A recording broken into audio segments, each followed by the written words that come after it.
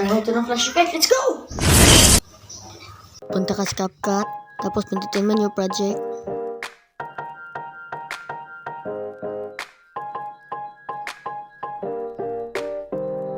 Pindutin mo ang nagawa mong video, tapos click add.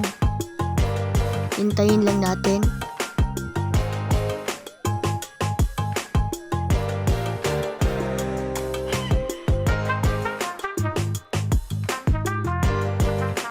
Ang gagawin po natin ay tatimin natin sa pagtakbo niya.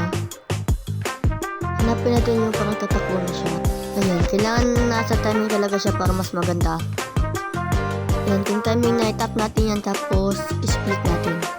Tapos timing natin sa paghinto na, ayan. Tapos i-split natin yan. Pagkatapos natin ma-split, i-tap natin yan. Hanapin natin yung speed, tapos tap natin normal. Kayo nang bahala kung ilang speed yung gusto nyo. Kasi sa akin, 2.6 lang. Tapos nagka-adjustment, i-check natin yan. Tapos na tayo, i-testing natin yung play yan. Ayan, play natin. Yan, kung nakita nyo, goods na. I-export na natin yan. Tingnan mo lang siya. Yan, goods na.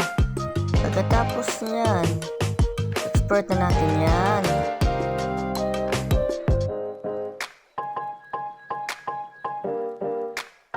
Ito na yung result.